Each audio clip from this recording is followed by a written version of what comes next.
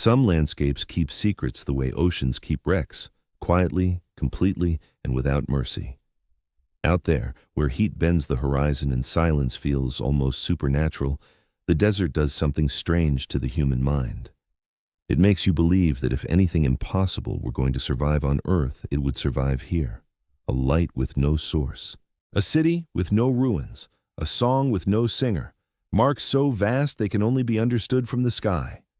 And the unsettling part is this. These are not myths invented for campfires. They are real places, real events, real mysteries that scientists have studied for decades, and in some cases, still cannot fully explain.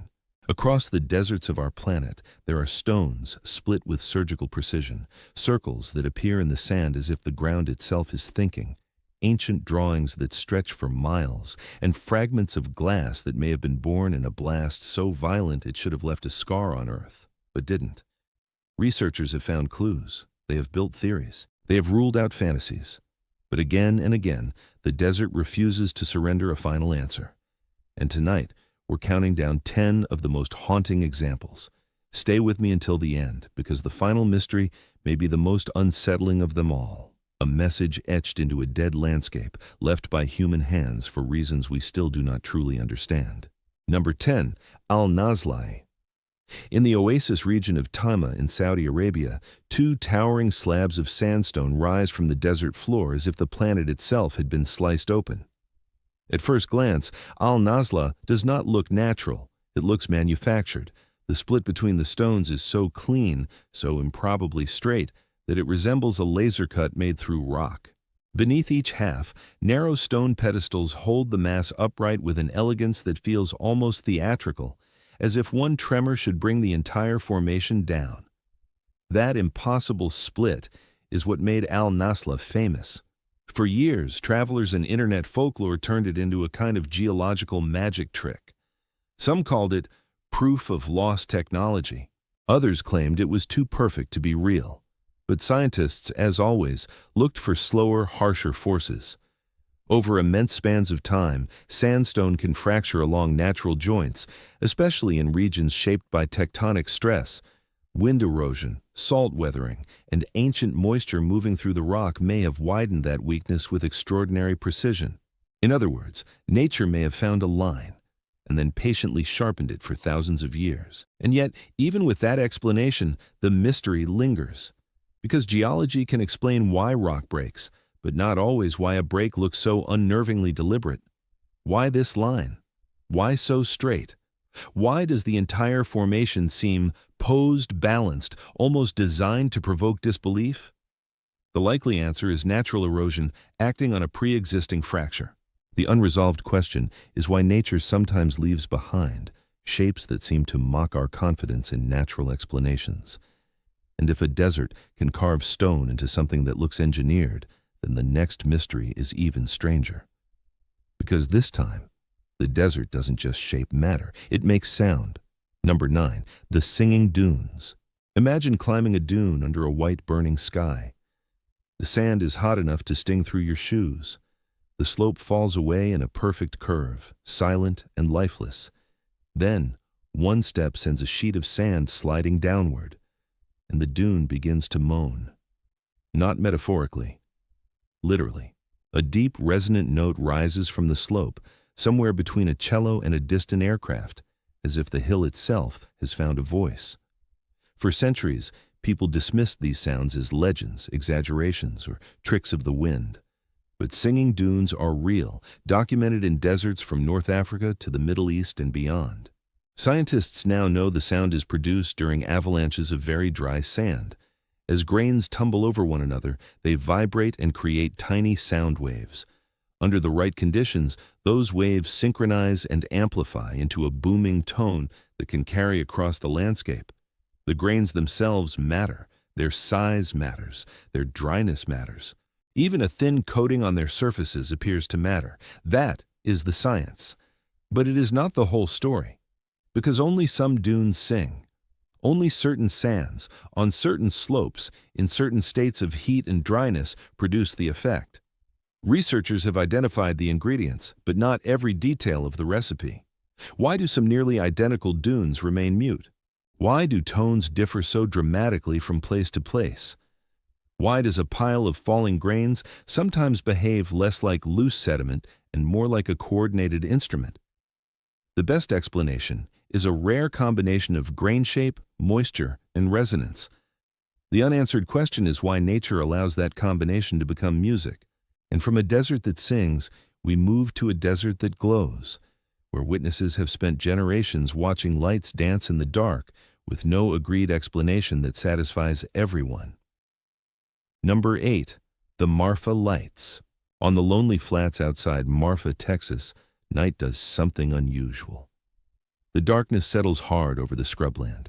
The mountains fade into black silhouettes. The air cools. And then, far out on the horizon, small lights begin to appear. They flicker, they hover, they drift. Sometimes they split into two. Sometimes they vanish and return. To those who see them for the first time, the feeling is immediate and primal. Something is out there.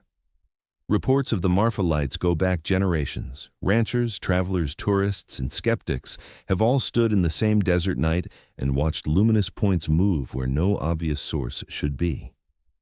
Naturally, the explanations began to multiply. Some proposed atmospheric mirages, others pointed to stars or planets near the horizon. Some suggested electrical activity, seismic effects, or other rare optical phenomena. Over time, investigators noticed that many sightings seemed to line up with vehicle traffic on a distant highway.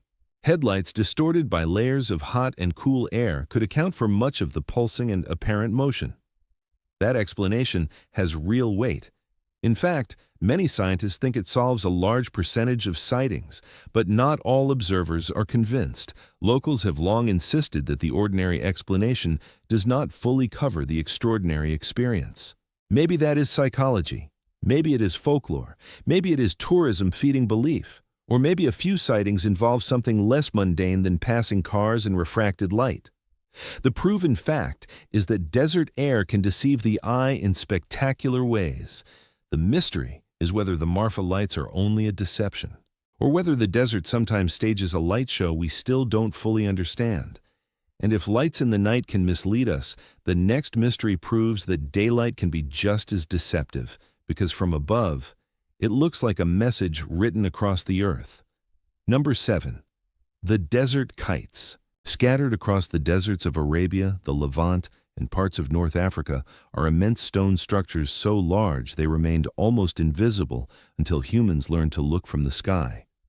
From ground level, they are little more than low walls and broken lines of rock. But from above, their shapes emerge, long converging arms opening into enclosures like giant geometric traps drawn across entire landscapes. They are called desert kites, and they are among the largest prehistoric structures ever built. At first, no one knew what they were for. Their scale was too immense. Their layout was too deliberate. It took aerial surveys and archaeological study to reveal their likely purpose. Many researchers now believe they were mass hunting systems built thousands of years ago to funnel wild animals into killing zones or enclosures. That idea is supported by their design, by associated faunal remains, and by the logic of communal hunting in harsh environments. Some may even have been adapted later for managing animals rather than simply slaughtering them. But the mystery is far from closed. Some kites appear in places or forms that do not fit neatly into a single explanation. How were such enormous systems organized socially? How many people were required to use them effectively? Were they purely practical, or did some carry ritual meaning as well? In a landscape where survival demanded cooperation, these structures hint at a level of planning and coordination that feels astonishingly advanced for their time.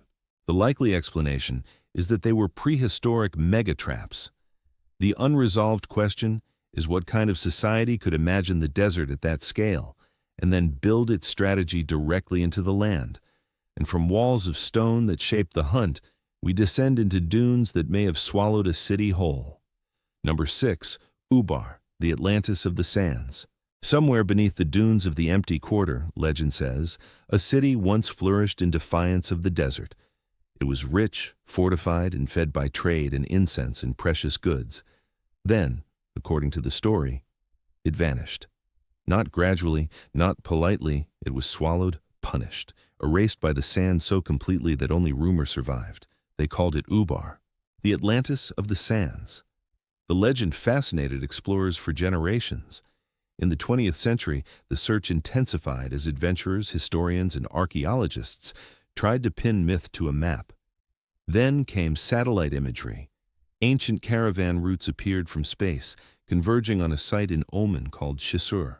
Excavations there revealed a fortified settlement, a major well, and evidence of long-distance trade. For a moment, it seemed the mystery had broken wide open. Had Ubar finally been found? Not exactly. That is where the desert once again becomes slippery. Shishur was real, but it had not truly been lost. Some of its visible ruins were medieval. The evidence suggested an important trading outpost, not necessarily the doomed metropolis of legend. Some scholars argued that Ubar may never have been a single city at all. It may have referred to a region, a people, or a network of caravan settlements whose memory later hardened into myth. A sinkhole at the site, possibly linked to exhausted groundwater, may even have helped inspire the story of a place collapsing into oblivion. So the possible explanation is not one lost city, but a real trade landscape transformed by memory, drought, and storytelling. Yet the question remains powerful.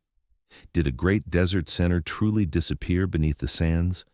Or did the desert simply teach history how to become legend? And if memory can distort a city, imagine what 10,000 years can do to an entire world. Number 5. Tassili Najjer. In southeastern Algeria, the Sahara suddenly becomes surreal. Sandstone pillars rise like ruined cathedrals. Eroded rock forests cast long shadows over canyons and plateaus. It looks less like Earth than the set of a dream. And on the walls of this stone labyrinth are thousands upon thousands of prehistoric paintings and engravings, human figures, cattle, antelope, giraffes, and even animals that could not possibly survive in the Sahara today. That is the first shock of Tassili Najjer. The art proves that this desert was once something else. Long before the sand and silence took over, this region held water, grasslands, and a far richer world of life. The paintings span thousands of years and record a changing climate with astonishing intimacy. You can almost watch the Sahara dry out through the sequence of images. Round-headed figures from the oldest periods seem ghostly and ceremonial. Later scenes show herders' daily life and animals bound to a greener world. Then, horses appear. Then, camels. The desert is arriving, and the art remembers every stage of its advance. Science can explain much of this. Paleoclimate studies confirm that the Sahara underwent dramatic wet and dry cycles. Archaeology supports the idea that these paintings are records of real environmental change and human adaptation. But not everything in Tassili yields so easily. Some figures appear masked, floating, oversized, or engaged in rituals whose meanings are forever beyond us. Were they shamans, spirits, gods, symbolic visions? The likely explanation is that Tassili preserves both daily life and sacred imagination from vanished cultures. The unresolved question is what those people believed was moving through their world when they painted beings that still feel alien to us now. And from a desert that remembers water, we turn to one that seems to remember impact, on a scale almost too large to comprehend. Number 4, the Rishat structure. In Mauritania, in the middle of the Western Sahara, the Earth opens into a colossal eye. From space, it is unmistakable. Concentric rings, circular ridges, and a giant bullseye nearly 50 kilometers wide staring up from the desert. It is called the Rishat structure, though many know it by its more fitting name, the Eye of the Sahara. It looks less like geology than design, less like erosion than intention. For years, people thought it might be an impact crater. Others, inevitably, tied it to lost civilizations and even Atlantis. The structure is so visually precise that it almost forces myth into the conversation. But geology has brought the mystery down to earth. The leading explanation is that the Rishat structure began as an uplifted dome of rock, shaped by deep underground processes and then slowly carved open by erosion. Harder and softer layers wore away at different rates, exposing the rings we see today. What looks sudden and monumental may be the work of unimaginable patience. And yet the eye remains mysterious in the way only a partially solved mystery can. Scientists understand the broad mechanism, but its scale, symmetry, and uncanny appearance still provoke wonder. Why this form here, so starkly visible from orbit? Why does a natural structure so perfectly resemble a symbol? Sometimes the desert's greatest mysteries are not things we cannot explain at all, but things we can explain only in the language of process, while they continue to feel impossible in the language of experience. And the next mystery is stranger still, because this time, the desert carries physical evidence of a violent event. But the most obvious proof, the scar itself, is nowhere to be found. Number 3. Libyan desert glass. Across the Great Sand Sea, near the borderlands of Egypt and Libya, pieces of pale yellow glass lie scattered over the surface like frozen sunlight. Some are small and sharp, others are larger, smooth, and strangely beautiful. One piece of this material was even carved into jewelry for Tutankhamun, meaning ancient people prized it long before modern science understood what it was. Even now, Libyan desert glass remains one of the most haunting objects any desert has ever produced. To create natural glass, you need heat, extreme heat, enough to melt silica-rich sand in an instant. For decades, scientists argued over how that happened here. Was it formed by lightning, volcanic activity, a meteor exploding in the atmosphere, or a direct impact into the desert itself? Recent microscopic studies have added dramatic new evidence. Inside the glass, researchers identified minerals that form only under enormous temperature and pressure, conditions most consistent with a meteorite impact. That pushes the explanation toward cosmic violence, not ordinary geology. But solving one mystery opened another. If a meteorite impact created this much glass, where is the crater? The nearest known craters appear too small or too distant to explain the deposit. That means the source crater may be buried, eroded, deformed, or still undiscovered beneath the sand. So we are left with a chilling picture. Somewhere in the deep past, something from space may have struck this desert with apocalyptic force, hot enough to turn the ground to glass, and then somehow hid the wound. The likely explanation is impact. The unresolved question is where the impact happened and what exactly the event looked like when the sky came down. And as strange as cosmic glass may sound, the next mystery may be even more unsettling, because this one appears not as an explosion, but as a pattern, repeated thousands of times, as if the desert itself is organizing life and death. Number 2. The fairy circles of Namibia. Fly over the edge of the Namib Desert, and the ground begins to resemble a living code. Across the grasslands are countless circular patches of bare earth, each one ringed by vegetation, each one spaced from the next with eerie regularity. They look intentional, planned, almost mathematical. From the air, it is as if an invisible intelligence pressed its fingertips into the land and left perfect marks behind. These are the fairy circles, one of the world's most famous natural puzzles. For decades, scientists argued over what makes them. One theory focused on termites, suggesting insects altered the soil and vegetation from below. Another proposed self-organization by plants competing for scarce water in an unforgiving climate. Recent field studies have strengthened the water stress explanation, showing that newly sprouted grasses inside the circles wither quickly because the upper soil dries out fast, while the grasses at the edge gain access to deeper moisture and outcompete anything trying to grow in the center. Newer work has also revealed that the barren centers are almost biologically empty compared to the living rings around them, suggesting soil communities may help reinforce the pattern once it forms. And still, no single explanation has buried the debate. Termites may not be the sole cause, but they may still play a role in some regions. Plant competition explains much, but perhaps not every variation. The fairy circles may be the product of multiple forces interacting over time, ecology arranging itself into geometry. That may be the answer. But even if it is, there is something deeply unsettling about it. The land is not random, it is organizing, it is rationing survival. The likely explanation is self-organization under extreme stress, possibly shaped by hidden life underground. The unresolved question is why the result looks so uncannily deliberate, so close to design. And now we reach the final mystery. A place so iconic, so vast, and so unnerving that even after decades of study, every explanation feels partial. Because here, in one of the driest deserts on Earth, someone drew on the land itself. Number 1. The Nazca Lines. At first, the Peruvian desert looks empty. A hard plain of stone and dust, windless, bleached, silent. Then the aircraft banks, the sunlight shifts, and the ground begins to reveal itself. A hummingbird longer than a city bus, a monkey with a spiraled tail, a spider. Endless straight lines stretching toward the horizon, trapezoids, triangles, geometric forms so large they vanish unless you see them from above. It is one of the most unsettling sights on Earth because it does not look like archaeology. It looks like a signal. The Nazca Lines were created by removing the dark, weathered stones from the desert surface and exposing the lighter ground beneath. The climate preserved them with brutal efficiency. Most were made by the Nazca culture roughly 1,500 to 2,000 years ago, though some may predate them. For modern observers, the first great shock was scale. These geoglyphs are not sketches.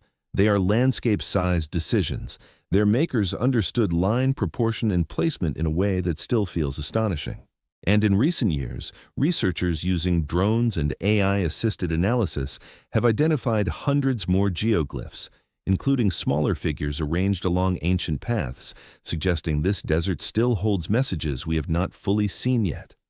So why were they made? That is where certainty dissolves. Early theories claimed they were astronomical calendars. Later researchers challenged that view. Other evidence points toward ritual use tied to water, fertility, and ceremonial movement across the landscape. Some of the smaller relief figures may have been designed for people walking the desert trails, telling stories or marking sacred routes. The giant line figures may have been part of processions or offerings directed toward deities, connected to rain and life in an unforgiving environment. These explanations are plausible. Some are strongly supported, but none close the case completely. Because the real mystery of Nazca is not simply how the lines were made. We know that. It is not even whether humans made them. They did. The deeper mystery is psychological and cultural. What kind of worldview compels a civilization to make art on a scale they themselves could barely see? What did the desert mean to them? Were these pathways, prayers, performances, maps, messages, or all of those at once? The proven fact is that the lines are human. The unresolved question is what human need was so powerful, so urgent, that it transformed an entire desert into a canvas visible from the sky. And maybe that is why Nazca remains the most mysterious of all. Not because it suggests something inhuman, but because it reveals how much of the human mind can still disappear into sand. And that is what deserts do. They preserve evidence, but they erase context. They leave behind the stone, the glass, the line, the circle, the light, but take away just enough to keep the final answer out of reach. A singing dune tells us matter can behave like music. A split rock reminds us nature can imitate precision. Ancient kites show that vanished societies once thought at the scale of landscapes. A lost city becomes half history, half legend. Glass from the desert suggests a catastrophe from the sky. Fairy circles turn survival into geometry. And the Nazca lines wait in silence, enormous and patient, as if they already know we are still guessing. Maybe that is the most unsettling truth of all. We live on a planet mapped by satellites, measured by machines, and studied by generations of scientists, and yet the Earth still keeps places that feel beyond us. Not supernatural, not impossible, just unresolved, waiting. So tell me, which of these mysteries do you think has the most convincing explanation, and which one still feels impossible? Leave your theory in the comments. And if you want to keep exploring the strangest secrets hidden on this planet, subscribe. Because out there, beyond the next horizon, the silence is still holding something back.